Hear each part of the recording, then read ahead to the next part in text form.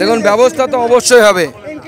মনে রাখবেন, আপনাকে যদি আমি থাপ্পড় মারতে যাই, আপনি যখন প্রস্তুত হয়ে আছেন তখন যদি থাপ্পড়টা খান, থাপ্পড় খাওয়ারও চান্স কমে যায়, আঘাতটাও কম লাগে, কারণ আপনি জানেন থাপ্পড় খাবেন। থাপ্পড়টা মারতে তখন হয় যখন আপনি আনপ্রিপেয়ার্ড থাকেন, অর্থাৎ অপ্রস্তুত থাকেন। অপ্রস্তুত অবস্থায় যদি থাপ্পড় মারা যায়, থাপ্পড়টা সপাটে হয়, গালে ভালো করে বসে। তো ভারতবর্ষ সেটাই করবে, সপাটে যাতে থাপ্পড়টা বসে। এখন আপাতত যা দেয়া হচ্ছে ছোটোখাটো হোমিওপ্যাথিক ডোজ দেওয়া হচ্ছে। আগামী অপেক্ষা করুন, এলোপ্যাথি, অ্যান্টিবায়োটিক সব দেবো, আয়ুর্বেদিক যা যা আছে সব দেওয়া হবে। দেখুন, আজকে আমরা মুর্শিদাবাদে বিশেষ করে আমরা শ্রদ্ধা জ্ঞাপন করছি কাশ্মীরের পেহেলগাঁওয়ে যারা মারা গেছে তাদের, এবং মুর্শিদাবাদে আমাদের দুই ভাই হরগোবিন্দ দাস এবং চন্দন দাস, এই দুজন, তাদেরও আমরা স্মৃতিচারণা করছি।